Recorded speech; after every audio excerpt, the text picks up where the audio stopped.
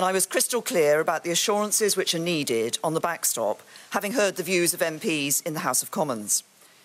I reiterated that it is in the interests of the EU, as well as the UK, to get this over the line. A disorderly Brexit would be good for no one. At 27 level, the EU have published a series of conclusions. The EU made clear that it is their firm determination to work speedily on a future relationship or alternative arrangements which ensure no hard border by the 31st of December 2020, so that the backstop will not need to be triggered. If the backstop was ever triggered, it would apply only temporarily, and the EU would use its best endeavours to negotiate and conclude expeditiously a subsequent agreement that would replace the backstop. That the EU stands ready to embark on preparations so that negotiations on the future partnership can start as soon as possible. As formal conclusions, these commitments have legal status and therefore should be welcomed.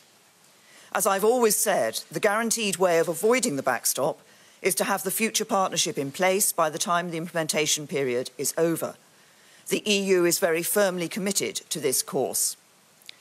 But MPs will require further assurances, and I've discussed that this morning with my EU partners, including Presidents Tusk, Juncker and others.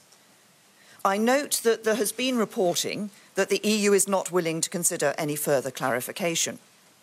The EU is clear, as I am, that if we are going to leave with the deal, this is it. But my discussions with colleagues today have shown that further clarification and discussion following the Council's conclusions is, in fact, possible.